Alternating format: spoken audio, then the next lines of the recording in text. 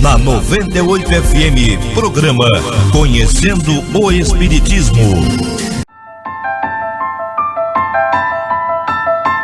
De todos os desvios da vida humana, o suicídio é talvez o maior deles pela sua característica de falso heroísmo, de negação absoluta da lei do amor e de suprema rebeldia à vontade de Deus, cuja justiça nunca se faz sentir junto dos homens sem a luz da misericórdia. Emmanuel, o Consolador, psicografia de Francisco Xavier. Uma campanha, Grupo Espírita A Caminho da Luz, Biguaçu, Santa Catarina. www.radiofraternidade.com.br. Programa Espírita Conhecendo o Espiritismo e Programa Espírita Luz e Fraternidade.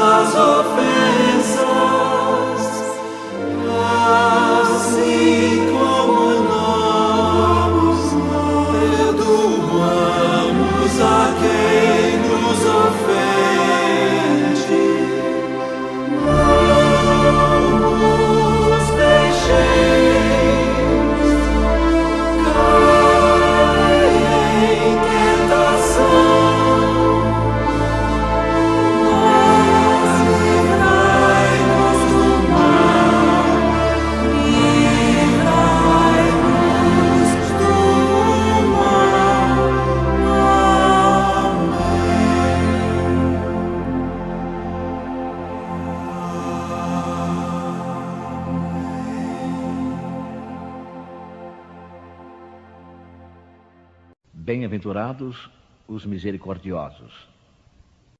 O argueiro e a trave no olho. Por que vês tu, pois, o argueiro no olho do teu irmão e não vês a trave no teu olho? Ou como dizes a teu irmão, deixa-me tirar do teu olho o argueiro quando tens no teu uma trave? Hipócrita, tira primeiro a trave do teu olho, e então verás como has de tirar o argueiro do olho do teu irmão. Um dos caprichos da humanidade é ver cada qual o mal alheio antes do próprio. Para julgar-se a si mesmo, seria necessário poder mirar-se no espelho, transportar-se de qualquer maneira fora de si mesmo e considerar-se como outra pessoa, perguntando: que pensaria eu se visse alguém fazendo o que faço? É o orgulho, incontestavelmente, o que leva o homem a disfarçar os seus próprios defeitos, tanto morais como físicos. Esse capricho é essencialmente contrário à caridade, pois a verdadeira caridade é modesta, simples e indulgente. A caridade orgulhosa é um contrassenso, pois esses dois sentimentos se neutralizam mutuamente.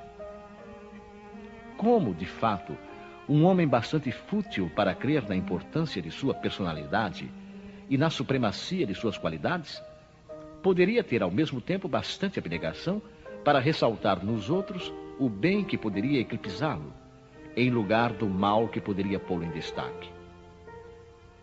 Se o orgulho é a fonte de muitos vícios, é também a negação de muitas virtudes. Encontramo-lo no fundo e como móvel de quase todas as ações. Foi por isso que Jesus se empenhou em combatê-lo como o principal obstáculo ao progresso.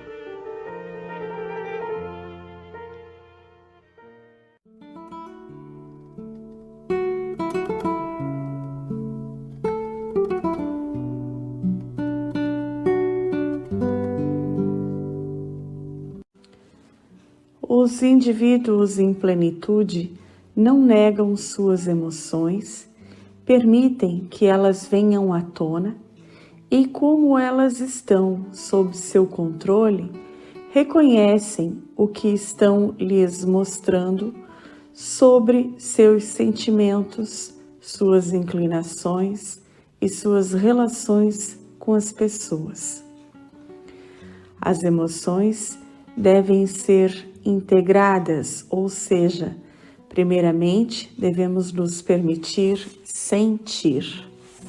Logo após, devemos julgá-las e pensar sobre nossas necessidades ou desejos em pauta e, a partir de então, agir com nosso livre-arbítrio, executando ou não, conforme nossa vontade achar conveniente. O mecanismo de nos consentir, de raciocinar e de integrar emoções determinará nossos êxitos ou nossas derrotas frente às estradas de nossa existência. Emoções são muito importantes. Através delas é que nos individualizamos e nos diferenciamos uns dos outros. Ninguém sente, pois, exatamente igual, isto é, com a mesma potência e intensidade, seja no entusiasmo frente a uma situação prazerosa, seja na frustração ao observar uma meta perdida. Podemos pensar igual aos outros, mas para o mesmo pensamento, criaturas diversas têm múltiplas reações emocionais. Assim considerando, emoções não são certas ou erradas, boas ou impróprias, mas apenas energias que dependem do direcionamento que dermos a elas. Reconhecê-las ou admiti-las não significa, de maneira alguma, que vamos sempre agir de acordo com elas. Face a essa conjuntura, quando negadas ou reprimidas, não desaparecem como por encanto, mas por serem energias, quando reprimidas, elas se alojarão em determinados órgãos e congestionarão as entranhas mais íntimas da estrutura psicossomática dos indivíduos. Ao abafarmos as emoções, podemos gerar uma grande variedade de doenças autodestrutivas. Abafá-las pode também nos levar a reações muito exacerbadas ou a completa ausência de reações, a apatia. Portanto, quando tomamos amplo contato com o nosso lado emocional, começamos a reconhecer vestígios a respeito de nós mesmos que nos proporcionarão uma autodescoberta, autopreservação, segurança íntima e crescimento pessoal. Ora, se o poder divino, através de sua criação, pelo próprio mecanismo da natureza, delegou as emoções a todos os seres vivos conforme seu grau de evolução, não poderemos simplesmente negá-las como se não servissem para nada. Tristeza, alegria, raiva ou medo são emoções básicas e deveremos usá-las como bússolas que nos nortearão os caminhos da vida. Elas estão conectadas a nosso sistema de pensamento cognitivo, atividades psicológicas superiores, tais como a percepção, a intuição, a memória, a linguagem, a atenção e os demais processos intelectuais e espirituais. Ao ignorarmos nossas reações emocionais, não investigando sua origem em nós mesmos, teremos sempre a tendência de projetá-las nos outros. Além do que, seremos seres psicologicamente vacilantes, por não integrarmos nossas emoções aos nossos 5 sentidos, que nos facilitam a análise das pessoas e de nós mesmos. A tendência que certos indivíduos têm de atribuir falhas e erros a outras pessoas ou a coisas, não enxergando e não admitindo como sendo suas, denomina-se projeção. Às vezes, tentamos fazer nossas emoções desaparecerem porque as tememos. Reconhecer o que realmente sentimos exigiria ação, mudança e decisão de nossa parte, e muitas vezes seríamos colocados face a face com as verdades inadmissíveis e inconcebíveis por nós mesmos. Portanto, tentamos projetá-las como sendo emoções não nossas, mas sim dos outros. Não sinta isso, é feio. São velhas mensagens que ecoam em nossa mente desde mais tenra infância e, a partir de então, pensamos que deixamos de senti-las porque as escondemos da recriminação dos adultos. Em razão disso, certos indivíduos condenam veementemente os ciscos nos outros e somente veem em tudo luxúria e perversão, desonestidade ou ambição. É possível que esses mesmos indivíduos estejam reprimindo o reconhecimento de que eles próprios trazem consigo emoções sexuais e perversidades mal resolvidas, ou em outros casos, emoções desmedidas de fama e de dinheiro projetadas sobre todos os que são por eles denominados ambiciosos e desonestos. Na indagação, por que dizeis ao vosso irmão, deixai-me tirar um argueiro do vosso olho, vós que tendes uma trave no vosso? Porque Jesus reconhecia a universalidade desse processo psicológico, a projeção, e, como sempre, asseverava a necessidade da busca de si mesmo, para não transferirmos nossos traços de personalidade desconhecidos às coisas, às situações e aos outros. O Mestre nos inspirava ao mergulho em nossa própria intimidade, a fim de que pudéssemos enxergar o lado obscuro de nossa personalidade, desconhecido e sem nenhuma consciência de si. Ao tornarmos esse contato imprescindível com nossas sombras, a consciência do ser se torna mais lúcida, crítica e responsável, descortinando amplos e novos horizontes para o seu desenvolvimento e plenitude espiritual. Finalizando, atentemos para a análise. As condutas alheias que mais nos irritam são aquelas que não admitimos estar em nós mesmos. Os outros nos servem de espelho para que realmente possamos nos reconhecer.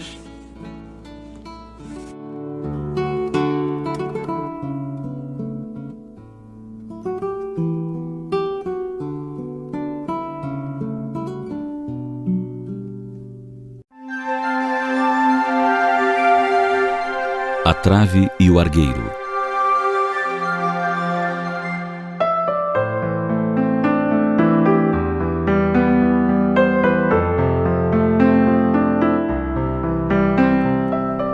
Buscando sempre nas palavras de Jesus ensinamentos úteis para as nossas vidas, lembramos de um caso singular. Ao final do dia, o trabalhador dialogava com a esposa sobre diversos temas, quando enveredou pela crítica aos colegas de trabalho que, segundo ele, praticavam erros abomináveis. Lamentava-se, dizendo que não aguentava mais aquele pessoal da empresa. A esposa, que ouvia atenta, perguntou-lhe: "O que foi desta vez?" Ao ouvir essas palavras, ficou preocupado, pois teve a impressão de reincidência no mau hábito de criticar. Todavia, continuou: "Sabe o que é? Lá na seção existe uma cadeira vazia que serve para o usuário sentar-se quando vem falar conosco. Pois bem, quando eles se retiram, não colocam a cadeira de volta no lugar de origem, o que é um desrespeito. E mais, os colegas não movem uma palha para colocá-la no lugar correto. Eu é que faço isso sempre, já que a cadeira fora do lugar atrapalha o trânsito." A esposa, que até então ouvia sem dizer uma palavra, comentou: "É engraçado." "O quê?" indagou o esposo curioso. "É engraçado tudo isso que você disse." "Por quê?" "Você comenta sobre os colegas que não colocam uma cadeira no lugar, desrespeitando o ambiente de trabalho, quando você faz o mesmo dentro de sua própria casa." "Como assim?" perguntou, com o coração em pulos pela surpreendente revelação. "Você termina de almoçar ou jantar, levanta-se e a cadeira vai parar distante da mesa, quase no meio da sala. Eu e seus filhos observamos seu caminhar satisfeito até o sofá, atirando o corpo saciado nele, voltando em seguida a olhar sonolento para a televisão ou o jornal. Enquanto isso, eu recolho os talheres e ao final recoloco a cadeira no lugar, antes que você mesmo tropece e reclame por ela estar fora de sua posição original." "Eu faço isso?" indagou assustado. "Há 8 anos", respondeu a esposa. Esse era o tempo que viviam juntos. Jesus, em sua sabedoria, questiona: "Por que olhas para o cisco que está no olho de teu irmão e não notas a trave no teu olho?" Assim procedemos muitos de nós. Reprovamos os defeitos dos outros e esquecemos de dar uma olhada no nosso modo de ser. Criticamos nos outros o que costumamos fazer habitualmente sem nos darmos conta. Jesus, após o questionamento, recomenda: "Tire primeiro a trave do teu olho, e então verás para tirar o cisco do olho do teu irmão."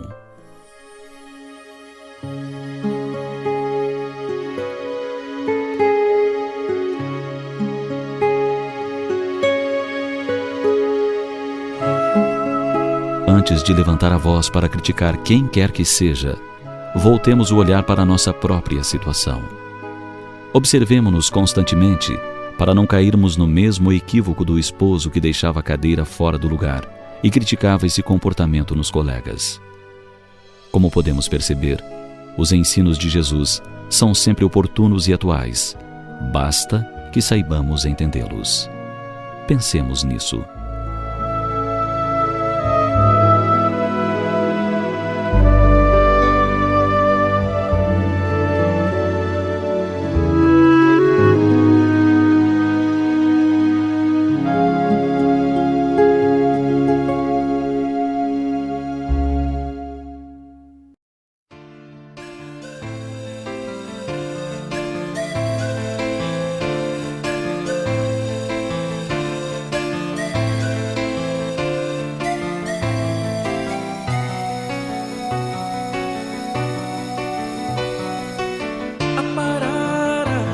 Estás trabalhando, soltar as amarras, libertando, dinamitar o lixo, renovando, tudo em mim que se possa pensar,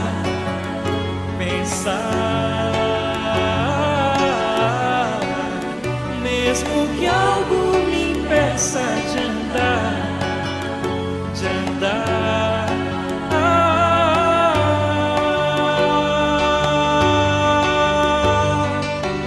Edificou-se um homem para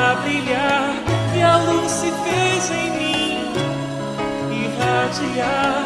Quero aprender outra forma de viver, arquitetando tranquilo um novo ser.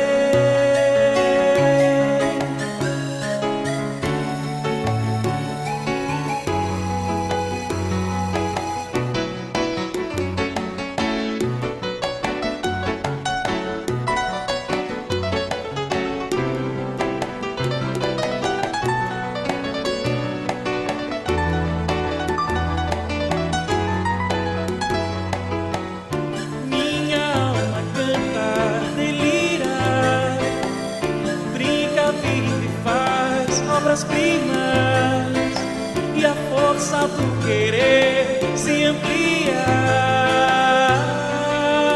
Tudo em mim que se possa pensar,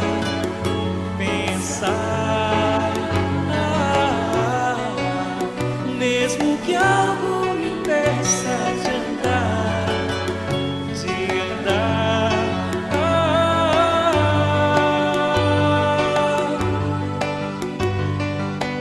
Edificou-se um homem para brilhar, e a luz se fez em mim irradiar. Quero aprender outra forma de viver, arquitetando tranquilo um novo ser.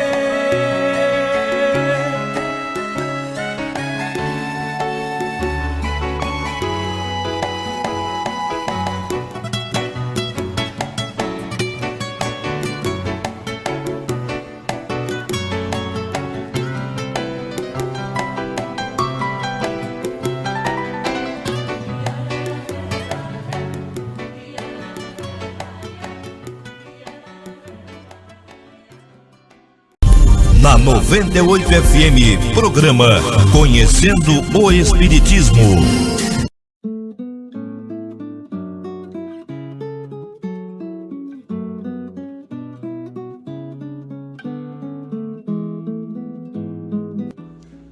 Mente curável. A ideação da transformação interior, com a consequente mudança de atitude para a constante edificação pessoal, torna-se eficiente psicoterapia, por modificar os campos estabelecidos, e novas ondas de sutil energia passarão a irradiar-se, alterando as estruturas das partículas celulares, que se encarregarão de restabelecer as áreas afetadas, produzindo saúde. Bezerra de Menezes.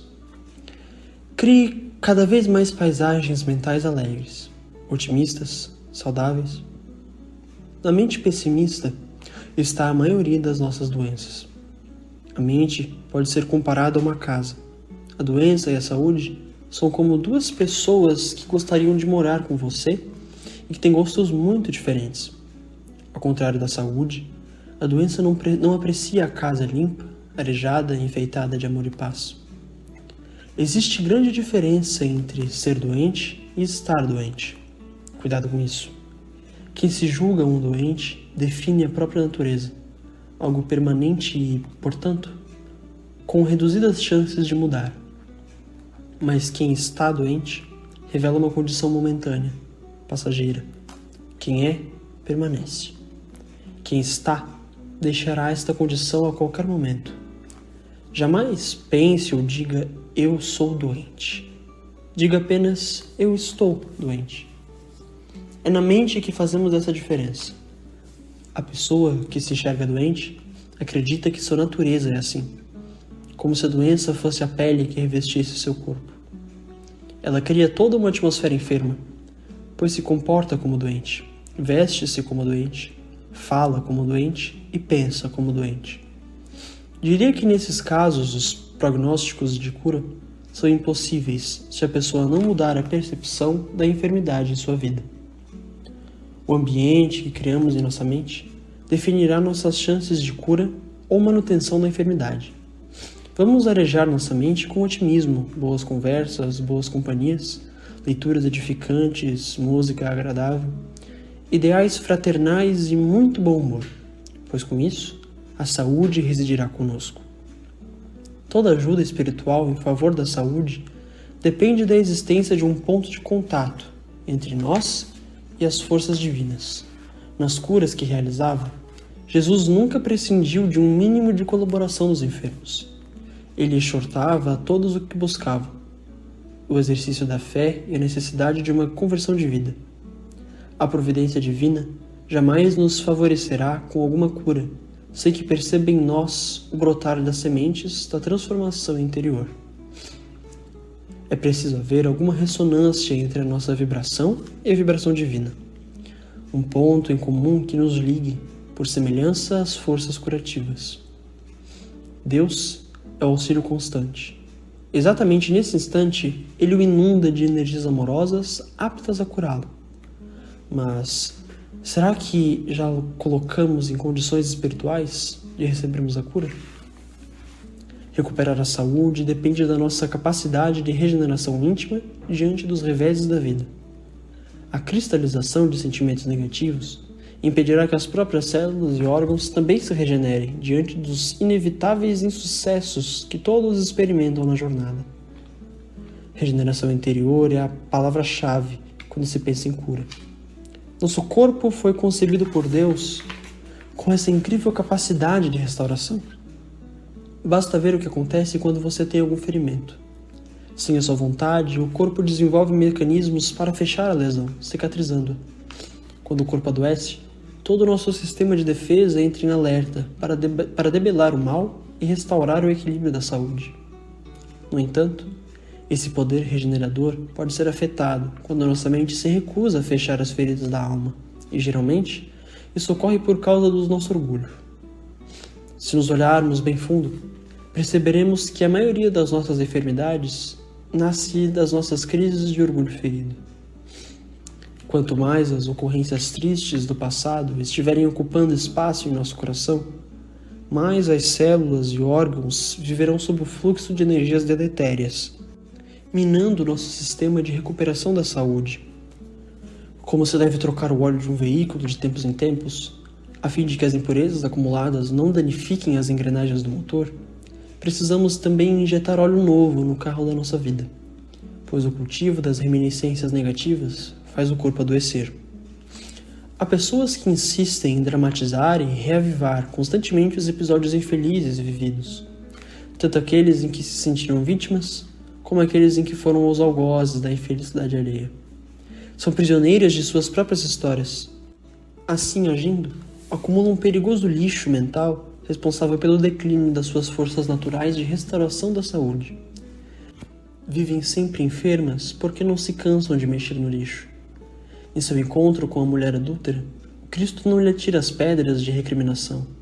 Antes, porém, propõe-lhe um novo roteiro da vida. Vai-te e não peques mais.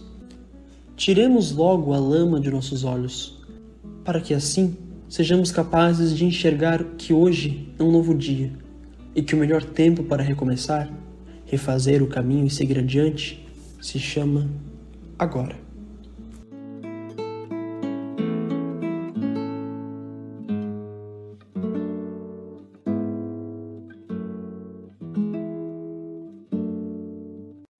Sete minutos com Emmanuel. Segunda carta a Timóteo, capítulo 1, versículo 7. Comentário do livro Vinha de Luz, capítulo 31, intitulado De Ânimo Forte. Porque Deus não nos deu o espírito de temor, mas de fortaleza, de amor e de moderação. Comenta o benfeitor.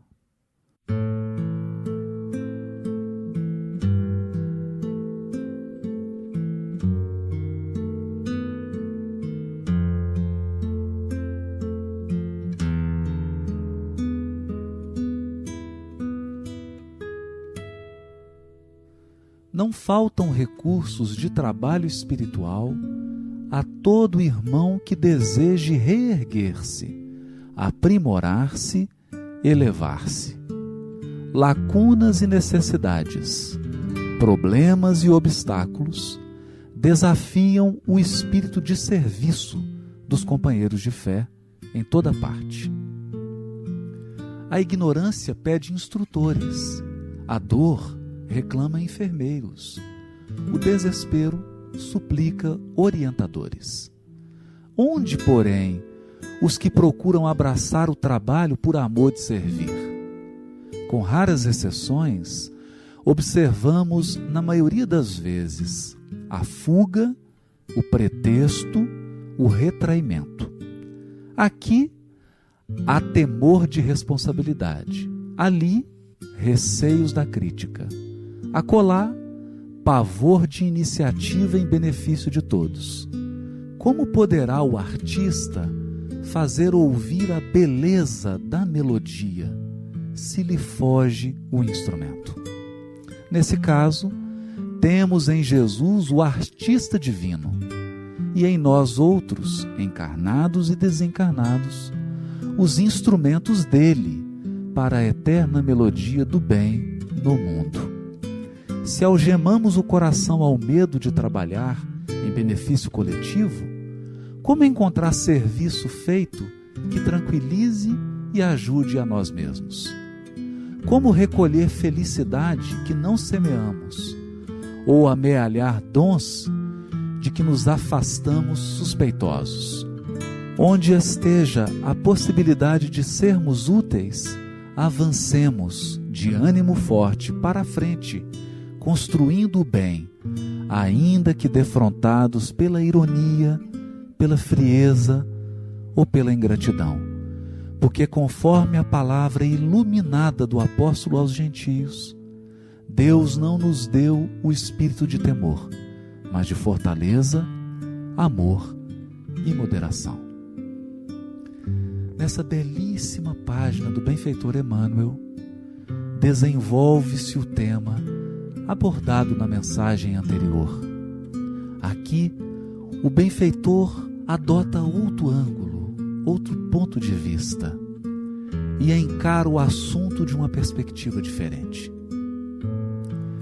Nos faz ver que os obstáculos da nossa vida, todas as dificuldades que nós interpretamos como limitações e como problemas, como lacunas e como necessidades, são, na verdade, recursos para o nosso aprimoramento, para a nossa elevação espiritual e para o nosso reerguimento do passado obscuro de trevas e erros, de abandono dos deveres, de defecção.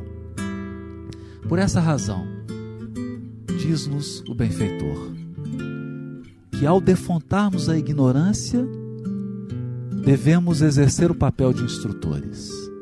Ao encontrarmos a dor, devemos assumir a postura de enfermeiros. E ao depararmos o desespero, o alto suplica de nós a posição de orientadores.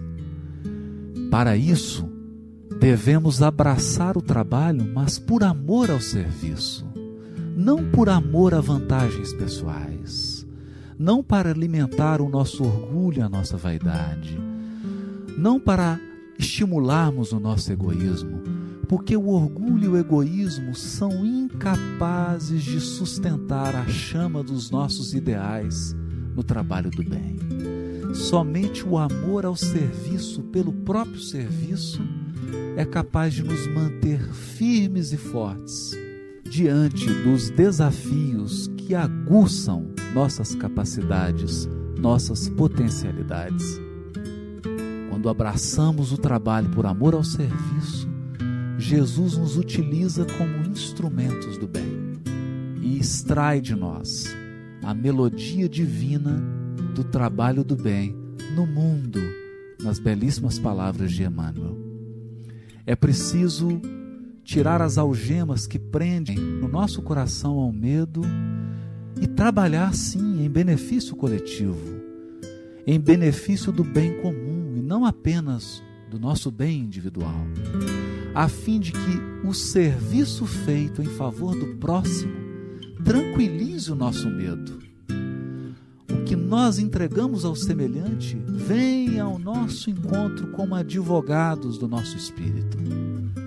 Porque em verdade não colheremos felicidade que não semeamos, e não ajuntaremos dons espirituais se nós nos afastamos das tarefas, muitas vezes árduas, de desenvolvê-los em nós mesmos. É assim que, adotando o espírito de fortaleza, de amor e de moderação, nós poderemos encarar todas as dificuldades, lacunas e desafios como oportunidades de servir e, mais ainda, como oportunidades de aprimorarmos os nossos potenciais espirituais. Porque os obstáculos exteriores têm apenas a função de remover as nossas limitações íntimas. E uma vez removidas nossas limitações interiores, os obstáculos exteriores como que cedem, porque funcionam como mecanismos didáticos, como peças da pedagogia divina, cuja única função é educar o nosso espírito imortal.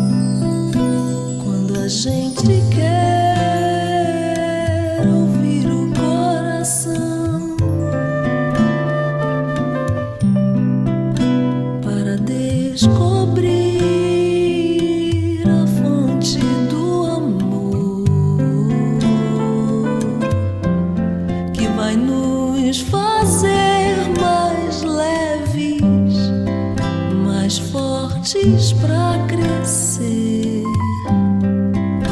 quando a gente quer, às vezes dói.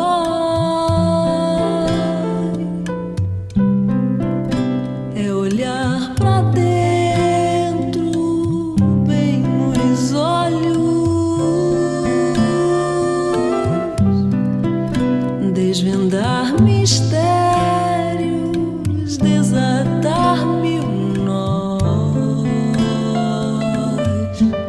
pra sair num voo lindo, encontrar o outro irmão e dizer bem-vindo no meu coração, no meu coração.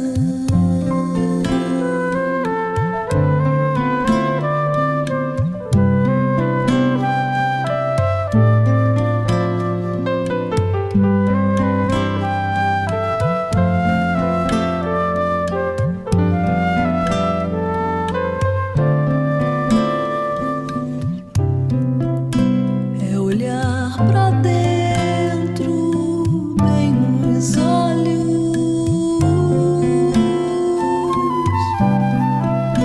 desvendar mistérios, desatar mil nós,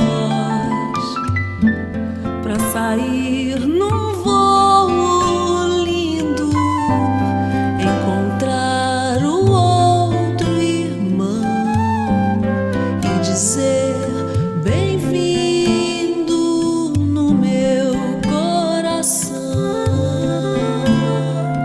no meu coração.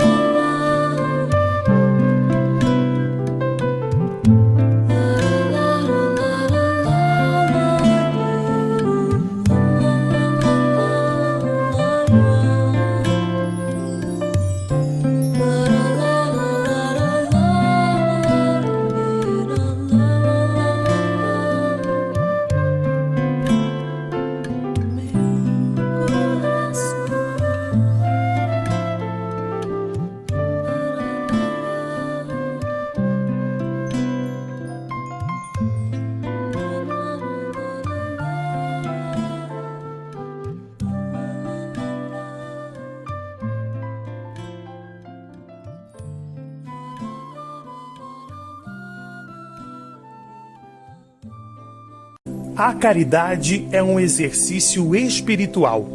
Quem pratica o bem, coloca em movimento as forças da alma.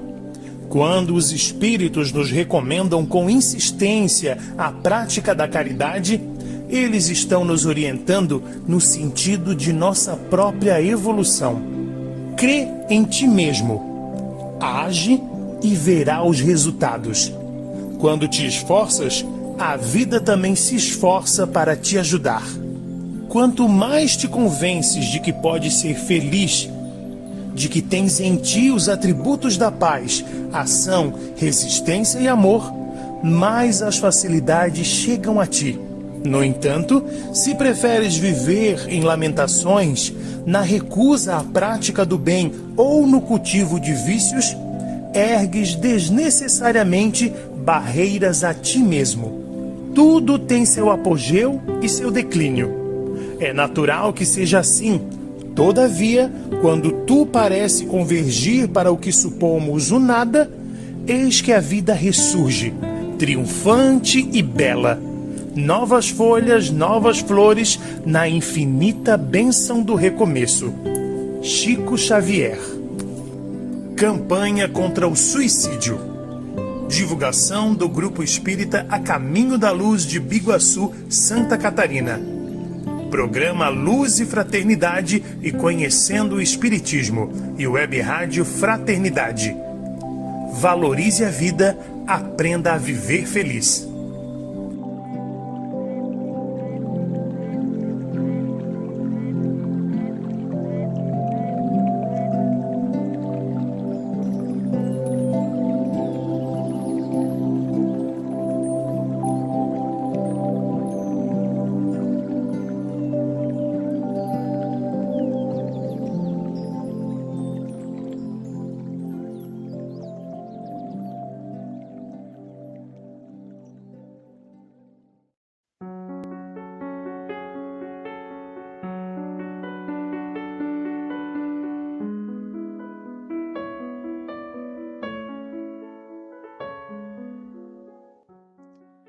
Livro A Força Espiritual, José Carlos de Luca.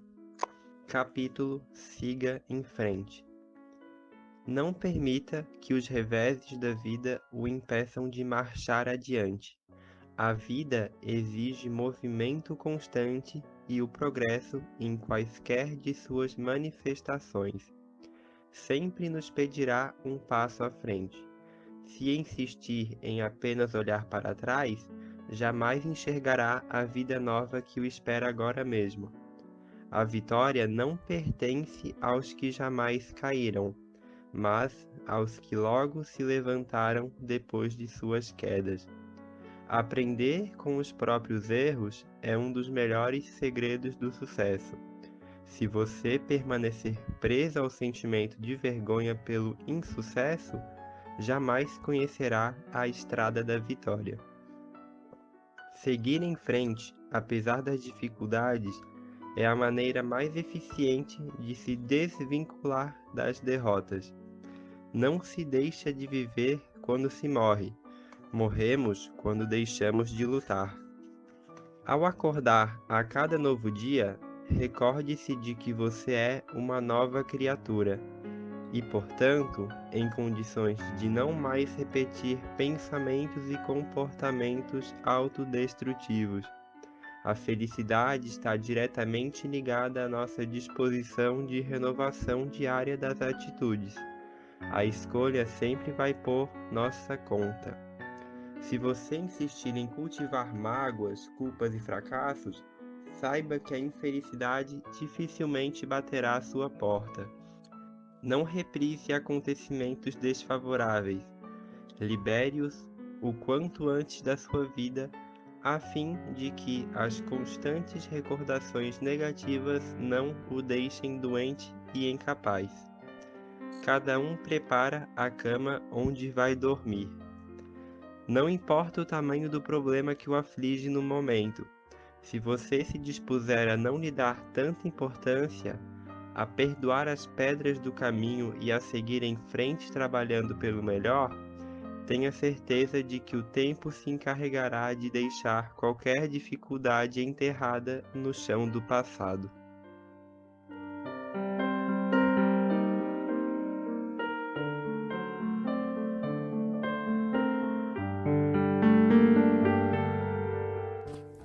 Ninguém remenda roupa velha com retalho de pano novo, porque o remendo novo encolhe e rasga a roupa velha, aumentando assim o buraco. Ninguém põe vinho novo em vasilhas velhas de couro. Se alguém fizer isso, as vasilhas rebentam e o vinho se perde e as vasilhas ficam estragadas. Por isso, vinho novo é posto em vasilhas novas, dito por Jesus. A revolução de quase todos os problemas passa, necessariamente, por este ensinamento de Jesus. Para coisas novas, novas ideias, novos comportamentos, novas atitudes, enfim, um novo modo de ser. Como afirmou o Mestre, uma síntese perfeita. Vinho novo é posto em vasilhas novas. Quase todos nós, porém, queremos vinho novo, mas ainda utilizando as vasilhas velhas.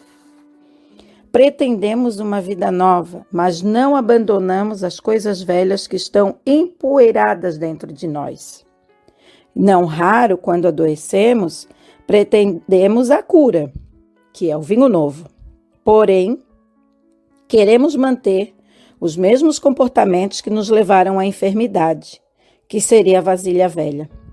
De nada adiantará o esforço dos médicos ou mesmo dos espíritos de luz em favor da nossa saúde se ainda permanecemos com a vasilha velha dos comportamentos doentios, dos hábitos nocivos e dos sentimentos negativos. A tal respeito, o espírito Bezerra de Menezes, dedicado mensageiro do alto, escreveu palavras esclarecedoras, dizendo assim: fui médico quando encarnado na Terra e me preocupei em demasia com a saúde coletiva, desdobrando-me em muitos esforços para ver uma pessoa sorrir ao ter recuperado a sua saúde. Porém, notei mais tarde que muitos não querem se curar, por não terem interesse em mudar de vida. Ou seja, meus irmãos, muitos lutam para manter em equilíbrio os níveis de pressão arterial, tomam remédios, evitam o uso imoderados do sal, mas não combatem a irritação, a cólera e a ansiedade. Em vão, colocam o vinho novo do tratamento médico nas vasilhas de velhos comportamentos emocionais e doentios. É remendo novo em pano velho. Remedeia, mas não cura. Quantos almejam uma vida feliz, vivem se contaminando pelas recordações tristes do passado, que não querem deixar para trás e com isso impedem a felicidade de se aproximar. Querem que Jesus lhes traga felicidade, mas não escutam o Mestre, que tanto exaltou o perdão como condição para ser feliz. As palavras perdão e perdoar aparecem constantemente no Evangelho. E o Cristo deu tanta ênfase ao assunto que mandou que perdoássemos não apenas 7 vezes, mas 70 vezes 7 vezes.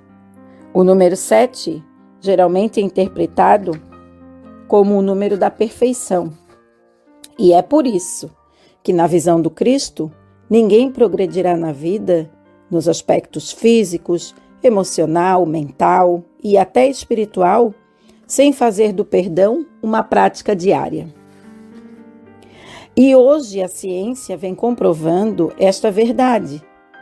Segundo Fred Lux, doutor em Psicologia da Saúde pela Universidade de Stanford, as pesquisas realizadas nessas diversas disciplinas indicam que o aprendizado do perdão beneficia as pessoas de diversos modos. Ao adquirir o poder do perdão, você irá sentir um sentimento de emoções positivas. Obterá um acesso mais fácil aos sentimentos de esperança, solicitude, afeição, confiança e ainda felicidade. Você irá se beneficiar por sentir menos raiva. Você se sentirá menos deprimido e menos desesperançado. Também desenvolverá uma maior visão espiritual, verá o mundo como um lugar mais favorável, irá se sentir mais ligado às pessoas e à natureza. Qualquer que seja a maneira do perdão ajudá-lo, a ciência atual é clara: renunciar aos ressentimentos fará bem a você.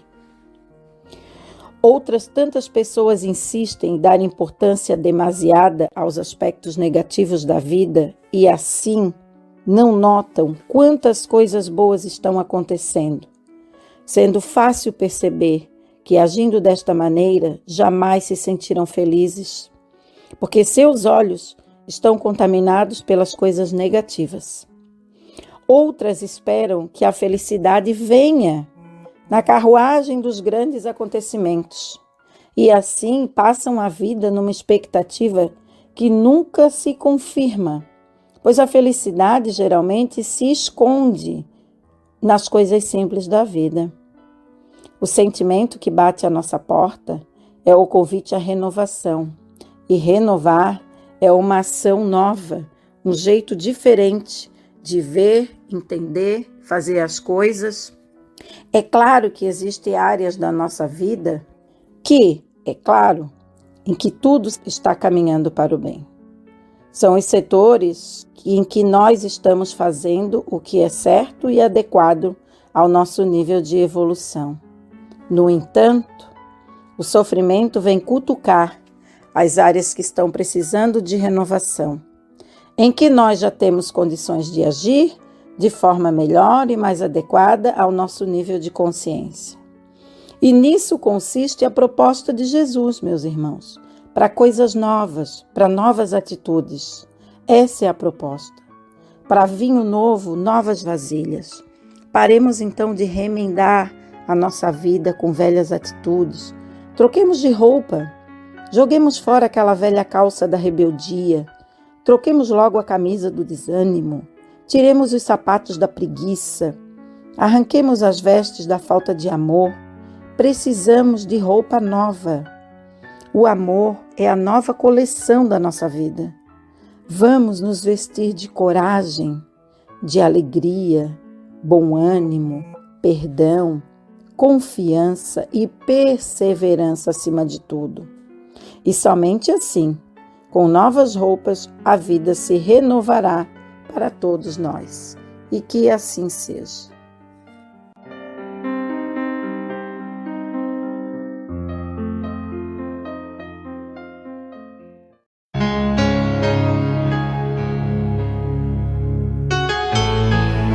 Está no ar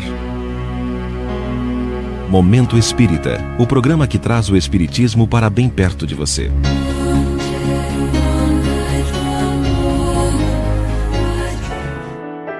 Refazendo os caminhos.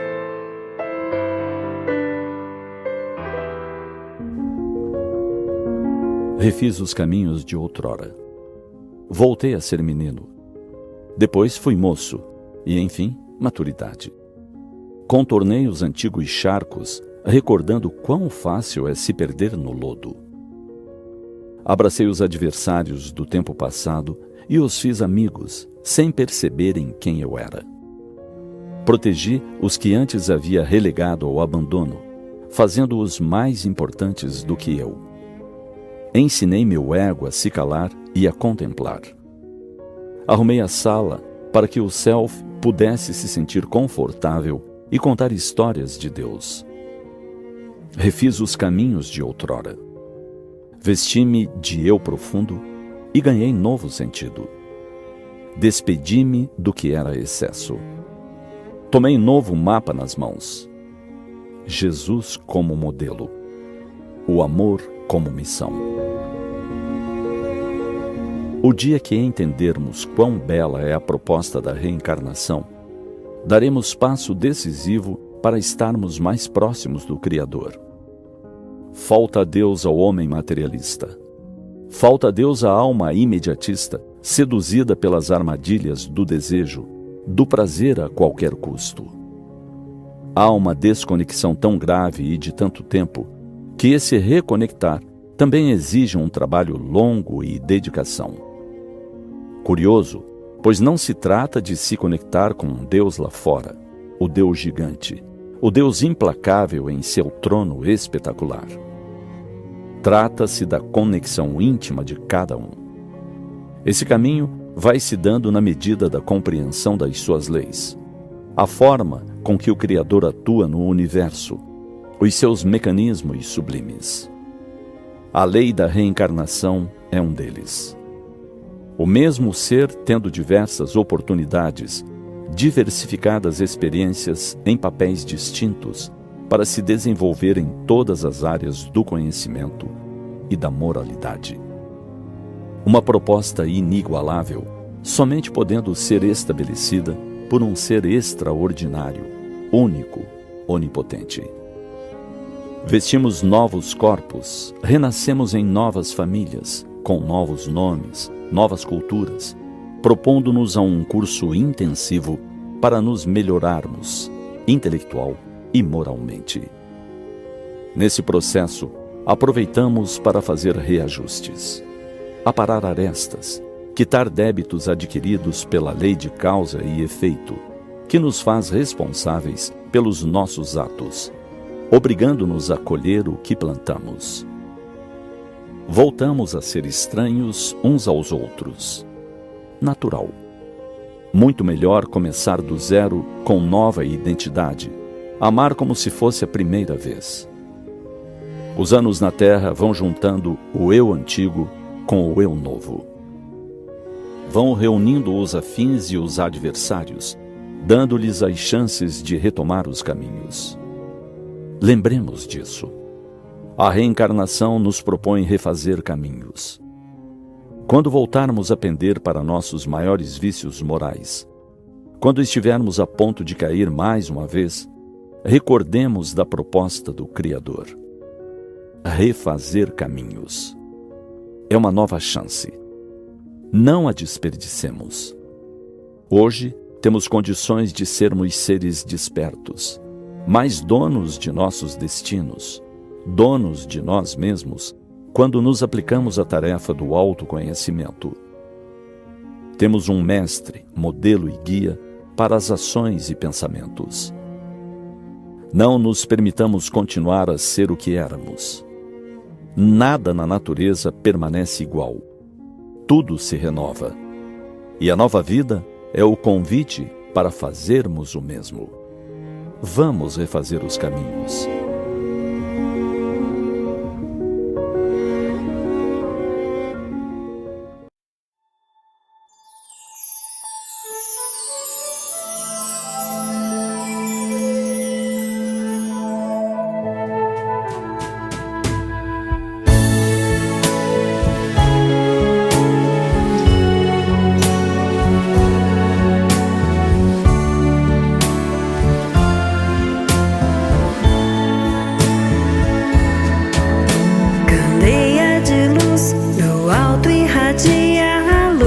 Jesus.